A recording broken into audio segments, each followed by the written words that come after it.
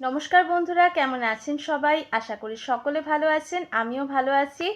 আমি কিন্তু এতদিন ধরে তোমাদেরকে দিন গোনাচ্ছিলাম আজকের এই দিনটার অপেক্ষায়। আর আজকের সেই দিন যেদিন তন্ময় আসছে।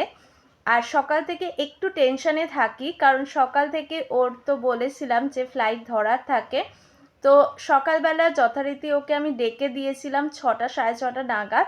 আর তারপরে ও রেডি হয়ে নিয়েছিল, কারণ ওর ফ্লাইট বাহারিনের টাইমে 10টার সময় ছিল, মানে আমাদের ইন্ডিয়ান টাইমে 12:30 নাগাদ একটা ফ্লাইট ছিল।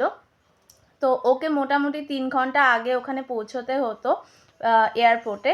সেই মতোই ও বেরিয়ে পড়েছিল। আর তারপর ওখান থেকে ওর প্রথম ফ্লাইট যেটা, ওটা ধরে ও আমাদের ইন্ডিয়ান টাইম হিসেবে যদি বলি 1:40 নাগাদ ও দুবাইতে চলে যায়। আর সেখান থেকে ওর হাতে সময় ছিল মাত্র 1 ঘন্টা মতো নেক্সট ফ্লাইটের জন্য। তাই জন্য আর আমাকে কোনো রকম ইনফর্ম করতে পারেনি। আমি খুব টেনশনে ছিলাম যে ঠিকমতো পৌঁছে গেছি কিনা, কারণ আমি বারবার ধরে হোয়াটসঅ্যাপে কল করতে থাকি যে লাগছে কিনা এবং কোথায় আছে জানার জন্যে।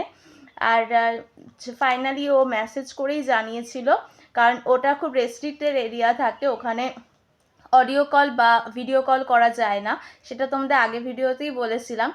তো অপেক্ষা করছিলাম, তারপর ফাইনালি মেসেজে জানায় যে ও দুবাইতে চলে এসেছে। আর নেক্সট ফ্লাইটটা যখন ছাড়ে, তো সেই সময় আমাকে জানিয়ে দিয়েছিল এখন আপাতত আমাদের এইখানে ইন্ডিয়ার দিকে ঢোকার রাস্তায় রয়েছে, আর কিছুক্ষণের মধ্যে আমি রেডি হয়ে যাব।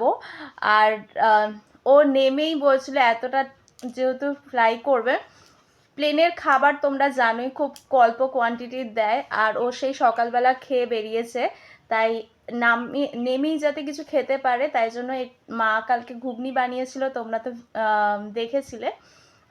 তো ঘুগনি আর রুটি ওর জন্য বানিয়ে নিয়ে যাব। আর একটু বাদের থেকে আমি রেডি হব, মানে ধরো ওই 5:30 নাগাদ রেডি হব, আর 6টা নাগাদ আমি বেরিয়ে পড়বো। আর বাবা ওখান থেকে চলে আসবে দমদমে, আমি আর বাবা মিট করে তারপরে একসাথে এয়ারপোর্টে যাব, অপেক্ষা করব। তো এখন যে ভিডিওটা দিচ্ছি এইটা কিন্তু সকাল থেকে এখন অবধি জার্নিটা তোমাদের সঙ্গে শেয়ার করলাম। আর নেক্সট যে ভিডিওটা দেব সেটা একসঙ্গে তন্ময়ের সাথে দেব। তো তোমাদের অপেক্ষারও অবসান হবে, আর আমারও কিন্তু অপেক্ষার অবসান হবে। আর বেশি ভিডিওটা বড় করছি না, তোমাদের কেমন লাগলো অবশ্যই জানিও। Thank you so much.